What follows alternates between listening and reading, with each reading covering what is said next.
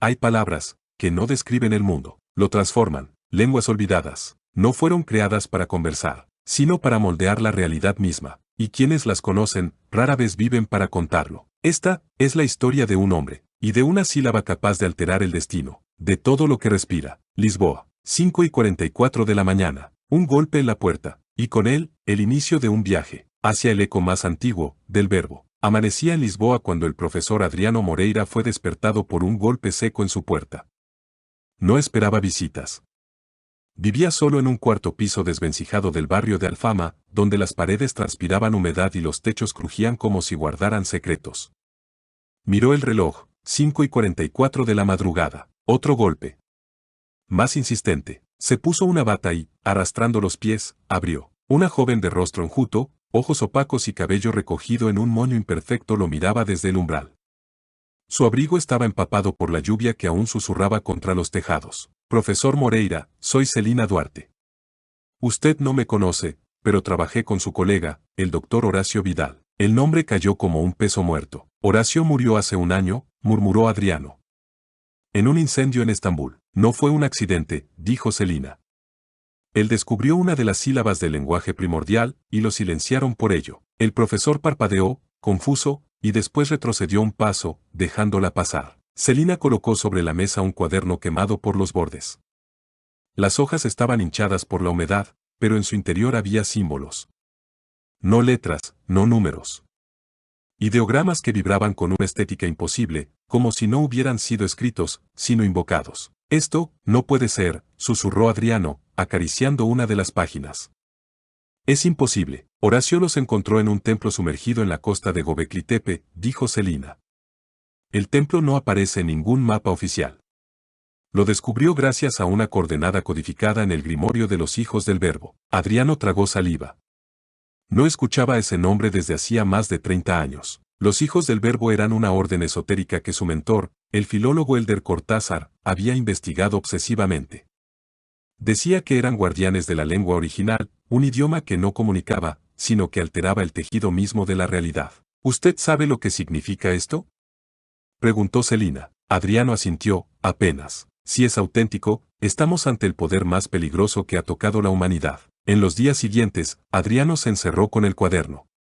Copió los ideogramas en hojas nuevas, los digitalizó, los comparó con escrituras muertas, proto-sumérico, lineal A, rongorongo, Veda antiguo, pero ninguna coincidía.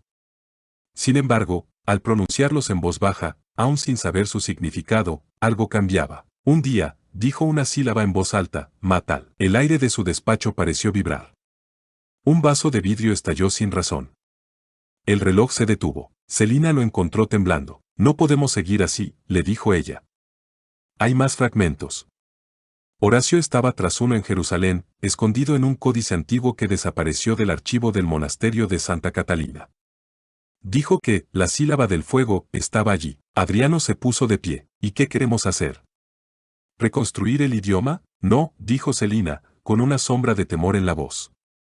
Queremos evitar que alguien lo haga antes. Aquel mismo mes, viajaron a Jerusalén. Una conexión diplomática los ayudó a entrar al monasterio, bajo el pretexto de investigación académica. Celina había falsificado credenciales impecables. Adriano, en cambio, había sido respetado en su campo lo suficiente como para que nadie sospechara. El códice que buscaban era conocido como Manuscrito Abeachur, un texto perdido del siglo IV, del cual solo existían rumores. Decían que había sido transcrito por un monje que se cortó la lengua tras terminar de escribirlo. Los monjes del monasterio aseguraban que no existía tal manuscrito.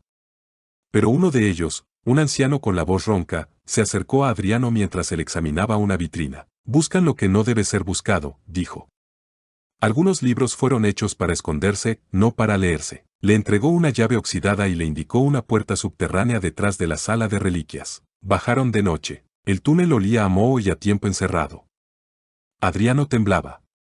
El aire era pesado, como si algo los vigilara. Encontraron una caja metálica envuelta en cadenas. Usaron la llave. Dentro, había un manuscrito cubierto por piel endurecida. El contenido era un delirio visual. Dibujos abstractos, mapas estelares, frases sin sentido, excepto por una secuencia de símbolos que Adriano reconoció, eran de la misma familia que los del cuaderno de Horacio. Esta página, murmuró Adriano. Tiene una construcción sintáctica. Esto no es solo decoración. Es un hechizo. ¿Puede leerlo? Aún no.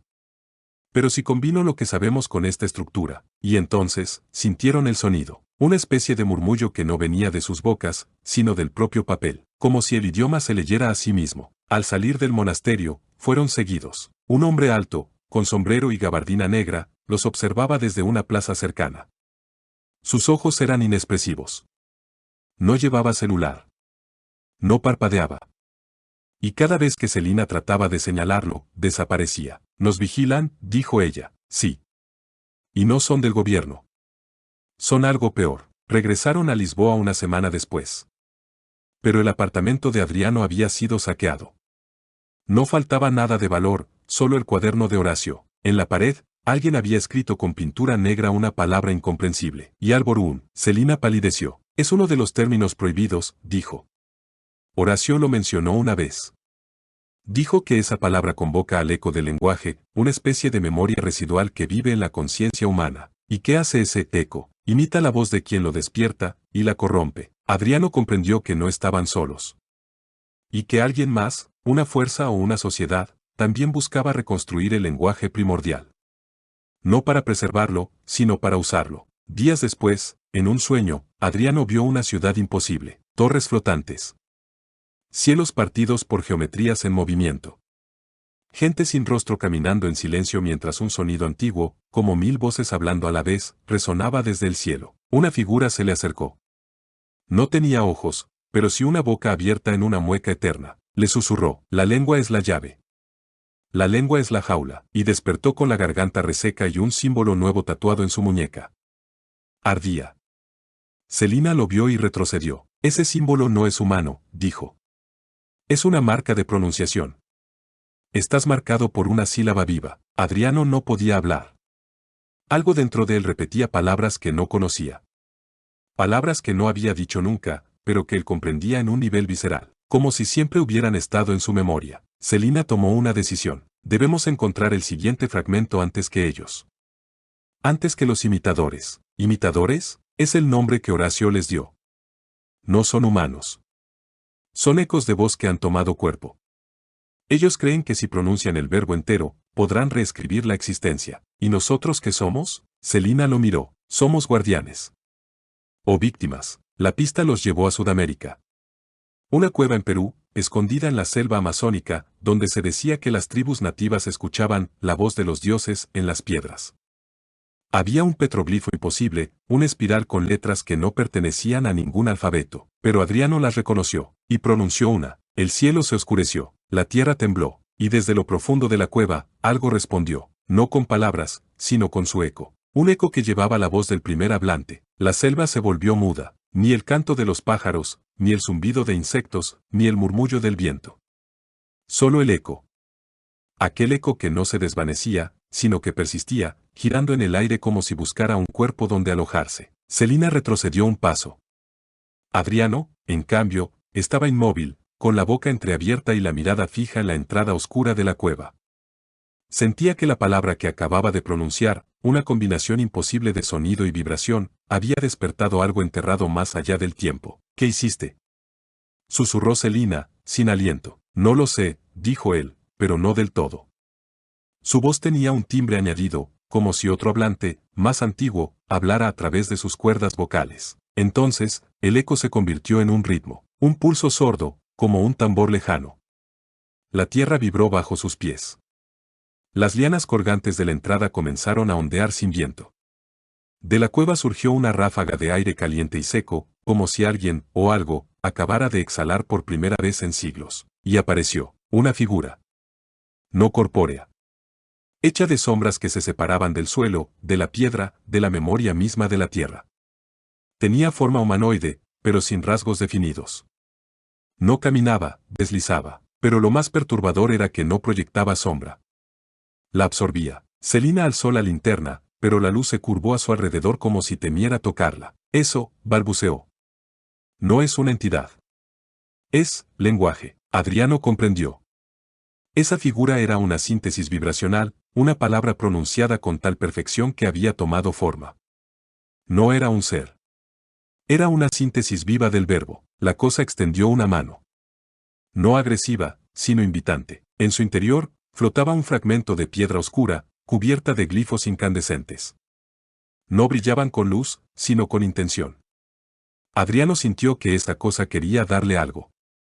Algo que había sido custodiado desde que el primer ser consciente osó nombrar al universo. Es otro fragmento, murmuró. Otra sílaba, pero cuando extendió su mano, Celina lo detuvo. No. ¿Y si no es un regalo? ¿Y si es un contagio? La figura los observó. No con ojos. Con presencia. Y entonces habló, no en voz, sino dentro de sus mentes. Quien reconstituya el lenguaje se convertirá en origen. Pero también será olvido. Adriano cayó de rodillas. Sangre brotó de su nariz. Celina lo sostuvo, asustada. Basta. Detente. No lo toques, pero el fragmento ya flotaba sobre la palma de Adriano. Los símbolos se encendieron uno a uno y, en un instante de comprensión total, la sílaba se alojó en su interior, no como un sonido, sino como un patrón mental. Y la figura se desvaneció, absorbida por las rocas. El silencio volvió, pero no era el mismo. Era un silencio expectante. Horas después, en el campamento improvisado, Adriano no hablaba. Escribía compulsivamente en su libreta, replicando los símbolos que había visto, mezclándolos con los del cuaderno de Horacio, con los del Códice de Jerusalén, con los recién aprendidos. ¿Estás bien?, preguntó Celina. Él la miró. Sus ojos eran los mismos, pero su forma de enfocar había cambiado. Como si ahora viera más dimensiones de las que la vista humana permite. Creo que empiezo a entender, dijo. El lenguaje no es una secuencia de sonidos, es una estructura multidimensional. Cada sílaba no solo describe, es una función. ¿Y cuántas hay? Adriano cerró los ojos. 144. Celina se estremeció. ¿Y cuántas tenemos? 4. Ambos comprendieron la magnitud del desafío. Si alguien llegaba a reunir las 144 sílabas y las pronunciaba en secuencia, tendría en sus manos la ecuación del ser. No solo controlaría la realidad, la reescribiría desde su raíz. ¿Y los imitadores?, dijo Celina.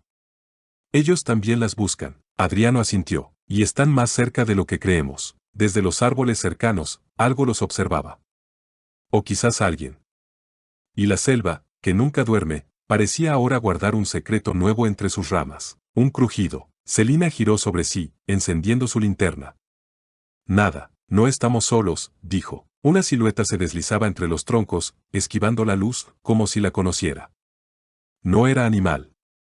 No era humana. Adriano lo sintió antes de verlo, el patrón rítmico. El mismo que emergía de las sílabas antiguas. Una vibración que no pertenecía a este plano. La sombra se detuvo. Un susurro resonó en su mente. Una voz ha sido pronunciada. Otro eco despertará. Y entonces desapareció entre la maleza, dejando atrás solo una palabra quemada en el suelo. Aleph. La palabra ardía sin fuego, grabada en la tierra como si el mundo mismo la hubiese pronunciado. Adriano retrocedió un paso. Celina la miró, murmurando apenas. La primera llave. Celina murmuró esas palabras sin saber por qué. Era como si la sílaba ardiente en el suelo hubiese hablado a través de ella. No con voz, sino con intención. Adriano sintió que el suelo bajo sus pies latía con una frecuencia extraña, como si el planeta hubiese escuchado y estuviera esperando una continuación. Tenemos que irnos, dijo él, súbitamente lúcido. ¿Y dejar esto así? No. Debemos sellarlo. Antes de que otros lo encuentren. De madrugada, enterraron la piedra obsidiana y cubrieron la inscripción con tierra y hojas húmedas. Pero Adriano sabía que era inútil. Lo pronunciado ya estaba suelto. Esa noche, Celina soñó con un templo, no uno humano. Era una estructura flotante, construida de luz sólida, en mitad de un desierto estelar. Estaba rodeado por 12 figuras encapuchadas, cuyos rostros eran espirales en movimiento. Al centro, un pedestal sostenía una esfera oscura que giraba en silencio.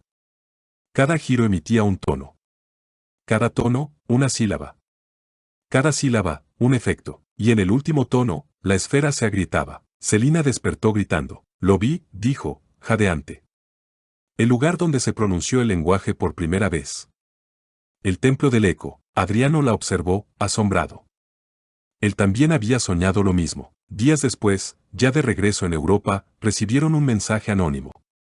Un sobre sin remitente, sin marca postal, solo un símbolo en el reverso, el mismo glifo que Celina había soñado en el templo. Dentro, una carta escrita en papel desgastado. Venid a Praga. El eco ha empezado a manifestarse. El portador necesita guía antes de que lo encuentren los imitadores.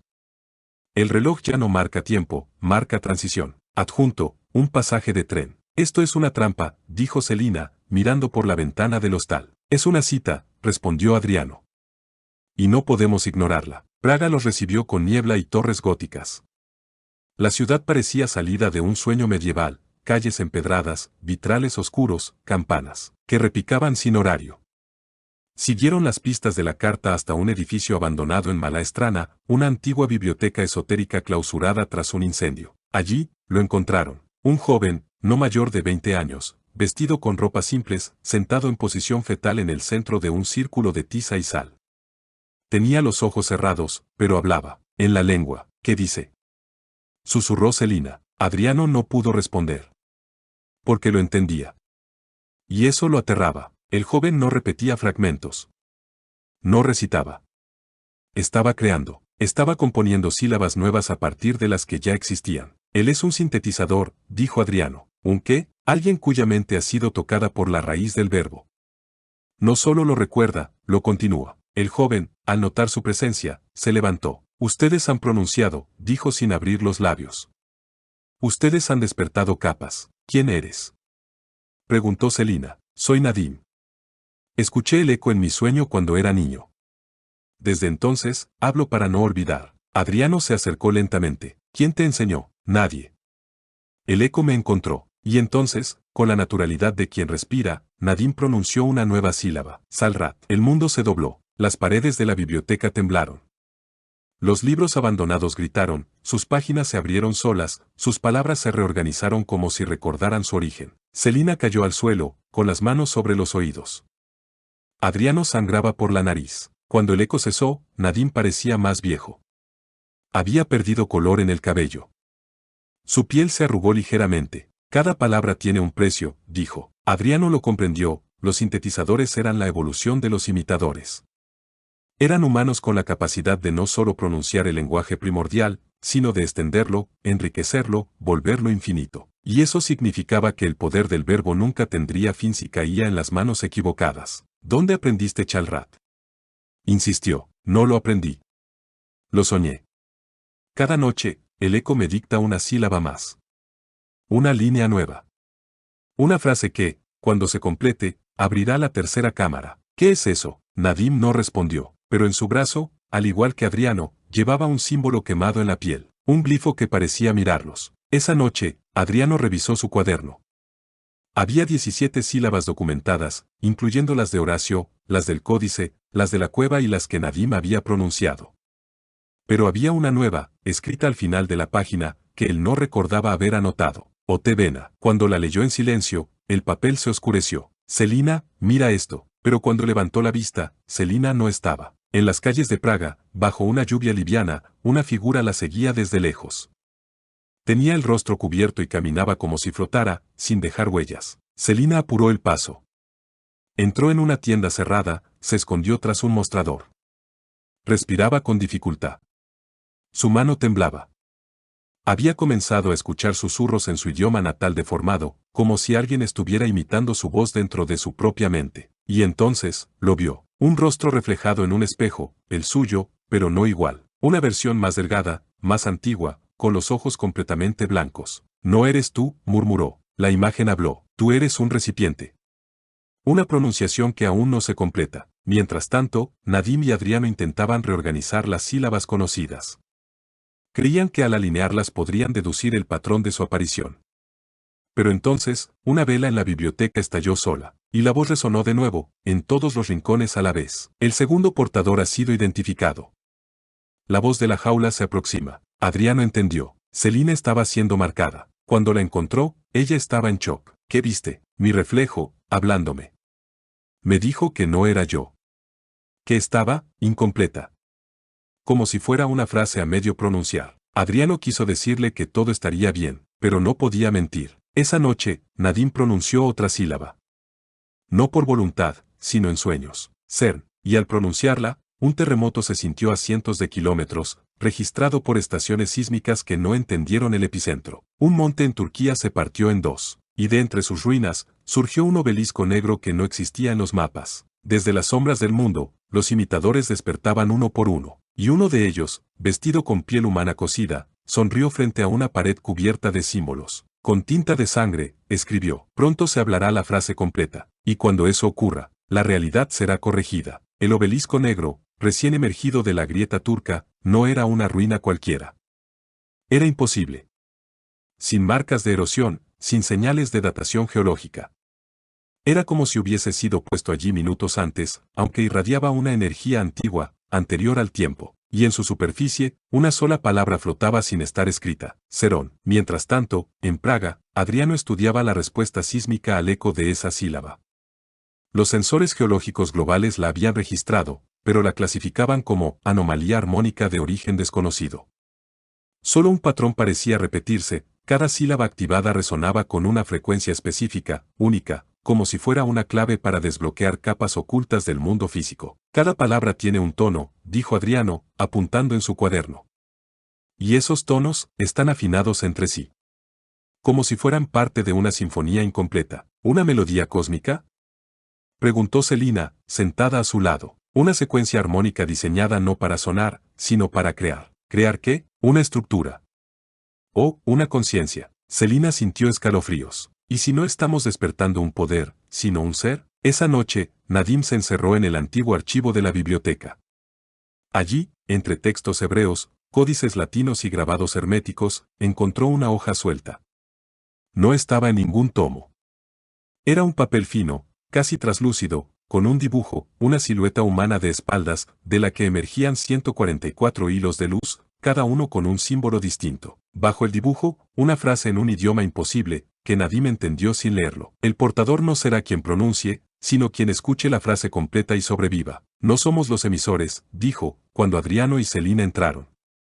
Somos los instrumentos. ¿Qué significa eso? Que no fuimos elegidos para usar el lenguaje, sino para ser usados por él. Al día siguiente, un correo cifrado llegó al servidor personal de Adriano, una cuenta que solo había usado en su juventud, cuando investigaba a los hijos del Verbo. El remitente era veritasgordo@noesis.net. El mensaje, sin asunto, decía solo una coordenada: 28.236, 30.741. Egipto, murmuró Celina. Cerca del desierto occidental. El oasis de Sigua. ¿Y quién lo envía? Los hijos, respondió Adriano con tono oscuro. Ellos nunca murieron. Solo se ocultaron. Y si ahora están contactando, es porque el último fragmento ha sido localizado. El viaje a Egipto fue silencioso.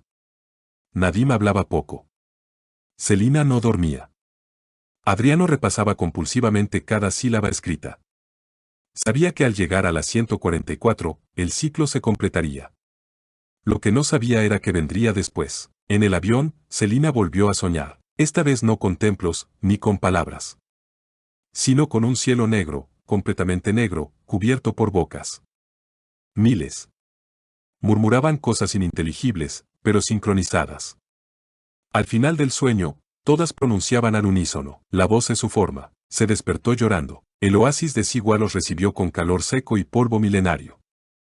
Fueron guiados por un hombre silencioso, de piel curtida, que los condujo por túneles ocultos bajo las antiguas ruinas de Agurmi. Allí, entre salones olvidados y criptas cubiertas de sal, encontraron un mural, tallado en piedra pulida, con detalles tan finos que parecía obra de máquinas. Mostraba un mapa del cielo, con las constelaciones distorsionadas. Esto no representa el cielo como lo vemos, dijo Adriano. Representa el cielo antes del velo. ¿El velo? Una teoría de los hijos. Dicen que el universo visible es una ilusión implantada para evitar que la humanidad mire la estructura original de la existencia. Celina tocó una figura en el mural.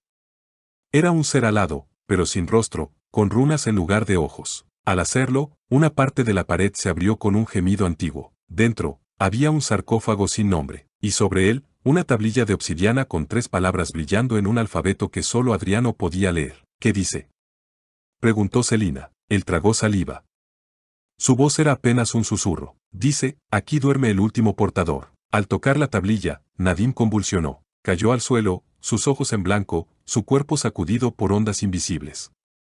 Adriano y Celina intentaron ayudarlo, pero el aire a su alrededor se volvió sólido, como si una barrera invisible lo protegiera o lo atrapara. Y entonces habló, no con su voz, con la voz de todos. Era como si un coro de miles hablara al unísono desde su boca. El verbo fue pronunciado por error. El error fue corregido con silencio. El silencio fue roto por el eco, y el eco ha encontrado receptáculo. Nadim abrió los ojos. Ya no era Nadim. Una mirada que contenía siglos los contempló, y dijo, la frase está incompleta.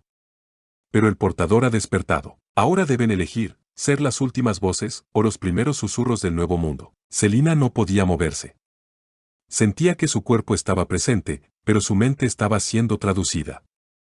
Como si alguien, o algo, la estuviera reinterpretando en otro idioma, fragmento a fragmento. Adriano solo pensaba en una cosa, ¿y si la pronunciación completa no es el final, sino el reinicio? Los imitadores ya marchaban hacia Sigua, y el mundo, sin saberlo, empezaba a escuchar un rumor en el aire, como una canción sin origen, repetida por los sueños de los niños, por los murmuros de las piedras, por el viento entre ruinas. Era el eco, y venía a reclamar su forma. Los imitadores ya marchaban hacia Sigua, y el mundo, sin saberlo, empezaba a escuchar un rumor en el aire, como una canción sin origen, repetida por los sueños de los niños, por los murmuros de las piedras, por el viento entre ruinas. Era el eco, y venía a reclamar su forma. En el centro de la cripta subterránea, Nadim dormía rodeado por símbolos de protección trazados en ceniza y sal. El aire vibraba a su alrededor, como si la atmósfera misma intentara pronunciarlo. Su cuerpo era un núcleo latente, un recipiente de sílabas que no se habían dicho todavía, pero que exigían nacer. Celina lo observaba en silencio. Había aprendido a reconocer el pulso del verbo cuando se acercaba, como quien anticipa una tormenta antes de que el cielo cambie.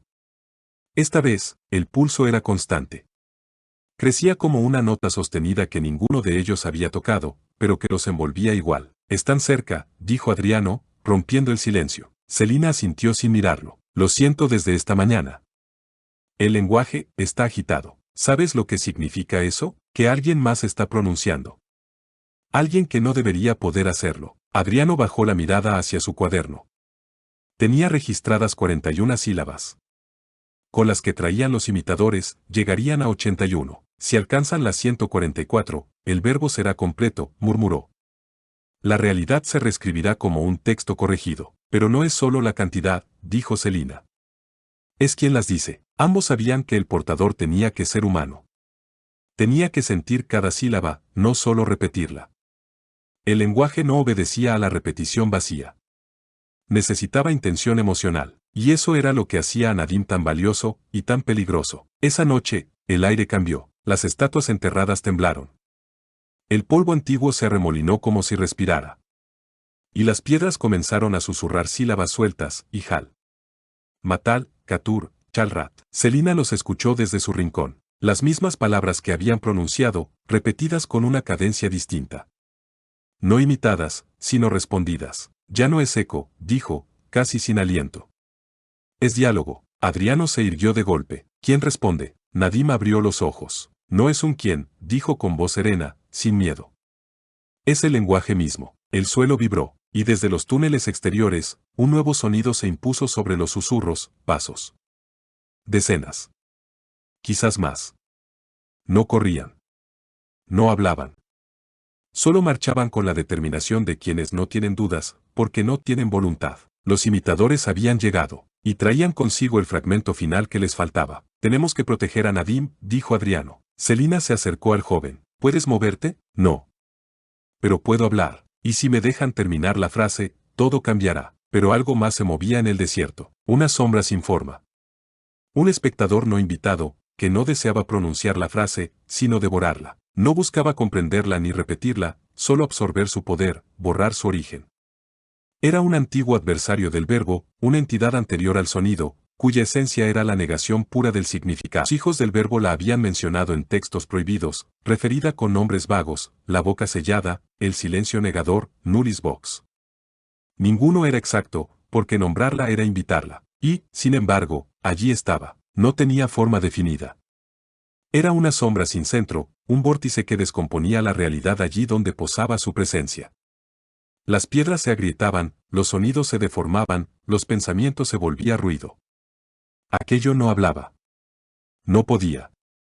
Porque su existencia era el rechazo total al verbo. ¿Qué es eso?, preguntó Celina, con la voz helada. Adriano no respondió. Estaba paralizado. Lo comprendía. Lo había intuido durante años. La lengua primordial no estaba sola. Tenía un opuesto. Y ahora ese opuesto quería interferir. Nadim, aún en el centro del círculo protector, comenzó a temblar. La frase, no pueden hacer con eso cerca, dijo. Lo corrompería todo. Entonces debemos contenerlo, dijo Celina. Aunque no sepamos cómo. Adriano despertó de su trance, rebuscó entre sus apuntes, y sacó un pequeño fragmento de pergamino, una de las reliquias que Horacio había dejado. En él, se detallaba un antiguo rito, no para sellar, sino para desconectar. Una especie de mutismo ritual, una pausa inducida en la frecuencia que alimentaba al eco. Si conseguimos crear un vacío absoluto durante unos segundos, podríamos neutralizar su anclaje, explicó Adriano. Pero necesitaré concentración y la colaboración del portador. Nadim asintió, aún tembloroso. No puedo pronunciar mientras eso exista, pero sí puedo escuchar. Y si escucho con fuerza suficiente, puedo reflejar su negación sobre sí misma. Celina comenzó a dibujar un nuevo círculo. Esta vez, no con sal ni ceniza, sino con sílabas escritas a mano, en patrón espiralado, una por cada pronunciación conocida. Era un campo fonético. Un recinto de intención. La sombra se acercaba. Los imitadores se detenían a su paso. No intentaban controlarla. La reconocían. Le temían. Y sin embargo, la dejaban pasar. Porque sabían que si la frase nacía mal formada, ellos también serían deformados. Entonces ocurrió. El aire colapsó sobre sí mismo. El sonido desapareció. No silencio, sino la ausencia total del espacio acústico. La entidad entró en el círculo, y Nadim abrió los ojos. No habló. Escuchó. Cada frecuencia del horror. Cada negación, cada vacío. La descomposición misma del lenguaje. Y con los dientes apretados, exhaló una sola palabra. Ulaja. El aire regresó. La sombra gritó sin boca. Y durante un instante, la negación fue nombrada. Celina sintió como el mundo se equilibraba de nuevo. Adriano cayó de rodillas, extenuado. Y Nadim. Nadim sonrió. Ahora sí, dijo. La frase, está lista. Pero una pregunta quedó en el aire. ¿Quién debía decirla, y a qué precio? Nadim miró a Celina. Ella negó con la cabeza. Algo en su interior sabía que si pronunciaba la frase, dejaría de ser ella misma. Sería el verbo hecho carne. Adriano entendió entonces, no era una decisión de conocimiento, sino de sacrificio. Y alguien debía ofrecerse, no por destino, no por linaje, por elección. Adriano dio un paso al frente. Los ojos de Celina se abrieron con sorpresa, pero no lo detuvo. Nadim tampoco dijo nada. En el aire flotaba una comprensión silenciosa. Él había estado preparándose toda su vida, aunque nunca lo supo. Yo soy el único que puede hacerlo, dijo Adriano, con voz serena. No porque sea el más fuerte, sino porque ya no tengo nada que perder. Sus palabras no fueron melodramáticas. Eran un hecho. Su cuerpo estaba cansado, su espíritu lleno de cicatrices. Había vivido entre libros, rastros y sombras. Nunca había tenido hijos, ni una pareja duradera. Había sacrificado toda una vida para entender el lenguaje, y ahora podía ser su último punto. ¿Estás seguro?, preguntó Celina, con la voz quebrada. La frase necesita forma. Y yo, puedo darle una sin corromperla. Porque no quiero controlarla. Solo dejarla ir. Nadim asintió. Se acercó y colocó en sus manos el fragmento de obsidiana que contenía la sílaba final. La última palabra que nadie había dicho. La que completaría el verbo y le daría una dirección irreversible. El círculo protector comenzó a cerrarse lentamente. Los símbolos trazados con sal y sílabas se encendían uno a uno, marcando el inicio del proceso. Fuera, los cielos oscuros temblaban. El desierto parecía contener la respiración. Y Adriano comenzó. No recitaba, recordaba. Cada sílaba surgía desde lo profundo de su memoria, conectada con sus emociones, su historia, su dolor, su amor por lo que fue y su aceptación de lo que debía ser. Matal, Catur, Chalrat, Serón. La estructura del mundo vibraba con cada palabra. Los imitadores, al margen, retrocedían. No por miedo, sino por respeto. Por primera vez, el verbo no era forzado. Era libre. Adriano continuó. Sus ojos lloraban. Su voz ya no era solo suya. Era de todos los que alguna vez hablaron con intención. De los que callaron por miedo. de los que murieron por nombrar lo innombrable. Y finalmente, cuando dijo la última sílaba, Azol, el mundo no explotó, no colapsó, se ajustó, como una cuerda tensada durante siglos, que finalmente encuentra su nota perfecta. La realidad entera se expandió una fracción de segundo, y luego reposó. Adriano cayó al suelo, su cuerpo, inerte, pero en su rostro, una leve sonrisa. Celina lo sostuvo entre sus brazos, en silencio. No lloraba. No podía. Porque en su interior, algo le decía que él seguía allí, no como persona, sino como vibración. Como la armonía que ahora sostenía el mundo. Y desde entonces, el eco cesó, no por silencio, sino porque, al fin, había sido escuchado por completo. El mundo no volvió a ser el mismo. No porque se hubiera transformado físicamente, sino porque algo invisible, algo en el sustrato mismo de la realidad, había cambiado. Las leyes no se rompieron, pero ahora se sentían menos fijas, como si todo, desde las piedras hasta las estrellas, supiera que había un nuevo acuerdo tácito, el verbo había sido completado, y no se repetiría. Los imitadores desaparecieron poco a poco, como sombras en retirada. Nadie los destruyó. Simplemente dejaron de tener sentido. Sin el eco, sin la tensión de la frase incompleta, su existencia se volvió innecesaria, vacía. Fueron absorbidos por el silencio. Celina y Nadim enterraron el cuerpo de Adriano en una cámara sellada del templo subterráneo. No pusieron lápida. Solo una palabra escrita en piedra, en la lengua primordial, Cornaal, significaba aquel que ofreció su voz para restaurar la armonía. Nadim permaneció arrodillado durante horas frente a la inscripción. Había recuperado su mente, sus sueños eran suyos otra vez, pero el recuerdo de cada sílaba pronunciada seguía ardiendo en su pecho.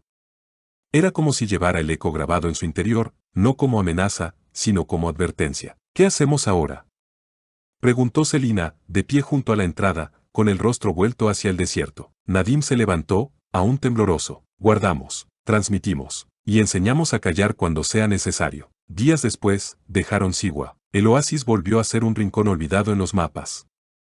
Los pasajes ocultos colapsaron lentamente, como si la tierra misma supiera que esa historia había terminado. Celina llevaba consigo el cuaderno de Adriano.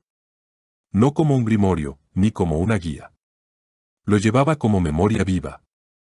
No para leer en voz alta, sino para recordar el límite entre el conocimiento y el poder. De vez en cuando, al dormir, escuchaba una sílaba flotando entre sus pensamientos. No una nueva, una de las primeras. Matal, pero ya no la temía. Sabía que su fuerza no venía del sonido, sino de la intención con que era dicha. Y su intención, ahora, era guardar. Años más tarde, en algún rincón del mundo, un niño despertó con una palabra desconocida en la punta de la lengua. La dibujó en una hoja, una espiral perfecta. No sabía qué significaba, tampoco porque le parecía tan familiar. Y lejos, muy lejos, una piedra antigua vibró con suavidad. No como advertencia, no como amenaza, sino como reconocimiento. Porque el lenguaje, aunque dormido, siempre escucha. Si este relato te ha gustado, recuerda dejar tu like. Esa pequeña acción ayuda al algoritmo de YouTube a que más personas puedan escuchar y descubrir este conocimiento. Y si disfrutas de estos relatos esotéricos y misteriosos, te invito a que te suscribas al canal, así formarás parte de nuestra comunidad de buscadores de la verdad oculta. También quiero pedirte algo especial, si alguna vez has tenido un sueño profético, compártelo en los comentarios. Queremos leerte. Cuéntanos también qué te ha parecido este relato, y si tienes dudas o preguntas, déjalas escritas, serán respondidas por Inanna Galbraith. Además, si deseas ir más allá y explorar tu propio camino espiritual, recuerda que en nuestro sitio web www.losguerrerosespirituales.cl puedes acceder a servicios como lecturas de tarot, cartas astrológicas, hechizos para el amor, abrecaminos, rituales para atraer dinero o trabajo, e incluso aprender magia y tarot directamente con nosotros. La sabiduría está viva, y tu camino apenas comienza. Gracias por acompañarnos en este viaje. Nos vemos en el próximo relato.